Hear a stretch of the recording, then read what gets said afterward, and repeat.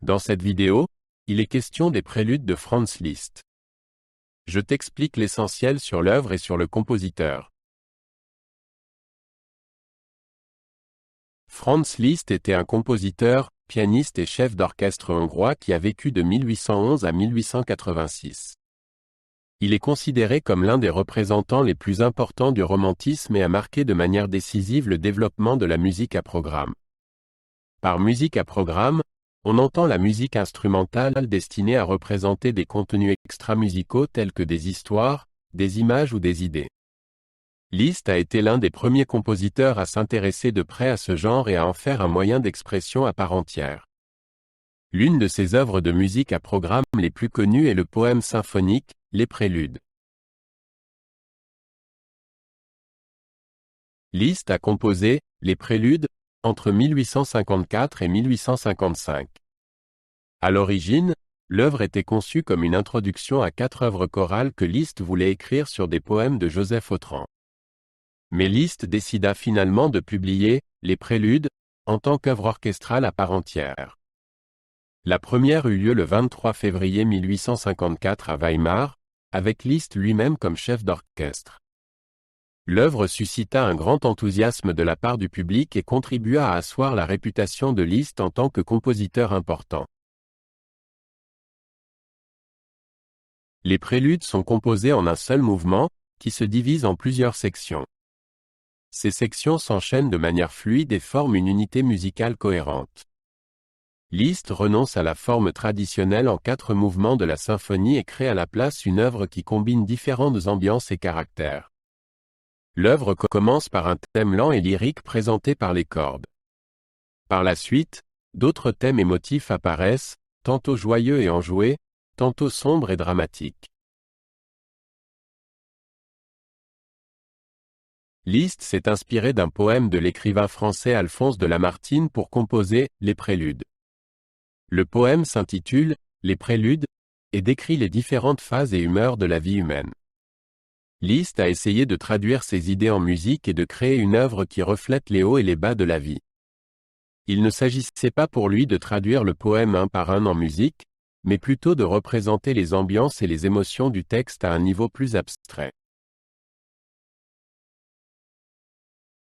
Les préludes se caractérisent par une multitude de thèmes et de motifs musicaux qui sont repris et traités à plusieurs reprises au cours de l'œuvre. Le thème principal, présenté dès le début par les cordes, est de nature lyrique et rêveuse et marque le caractère de toute l'œuvre. D'autres thèmes viennent s'y ajouter par la suite, tantôt joyeux et enjoués, tantôt sombres et dramatiques.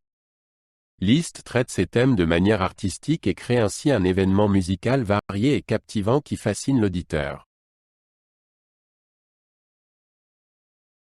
Liszt n'était pas seulement un maître de la composition, mais aussi un orchestrateur doué.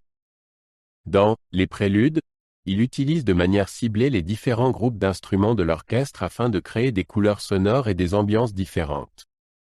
Tantôt les cordes passent au premier plan et produisent un son chaud et lyrique, tantôt les vents prennent le relais et créent des accents puissants et dramatiques. Les passages en tutti sont particulièrement impressionnants, dans lesquels l'orchestre tout entier déploie ensemble un son puissant et brillant. Les préludes font encore aujourd'hui partie des œuvres les plus appréciées et les plus jouées de Franz Liszt. Elle enthousiasme à la fois les chefs d'orchestre, l'orchestre et le public par sa musique entraînante, ses couleurs sonores variées et son expression émotionnelle. L'œuvre a inspiré et influencé de nombreux compositeurs et est considérée comme un jalon dans le développement de la musique à programme. Même de nos jours, les préludes n'ont rien perdu de leur fascination et de leur attrait et sont sans cesse réinterprétés par des orchestres du monde entier. Les préludes ont été l'une des premières œuvres à démontrer de manière impressionnante les possibilités de la musique à programme.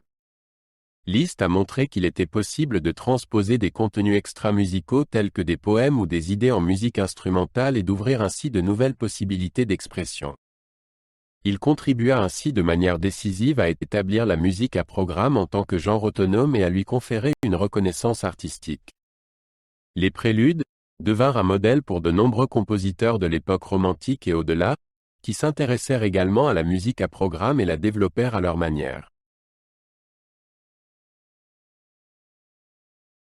Franz Liszt était l'une des personnalités les plus brillantes et les plus influentes du monde musical du XIXe siècle. Il a marqué de manière décisive non seulement la musique pour piano et la musique à programme, mais aussi la musique orchestrale et le genre du concerto pour piano. Liszt n'était pas seulement important en tant que compositeur et pianiste, mais aussi en tant que chef d'orchestre, professeur et promoteur de jeunes talents. Il a soutenu de nombreux musiciens émergents de son temps et a contribué à façonner le paysage musical de son époque. Son héritage se perpétue aujourd'hui et inspire les musiciens et les mélomanes du monde entier à se pencher sur son œuvre et sa personnalité.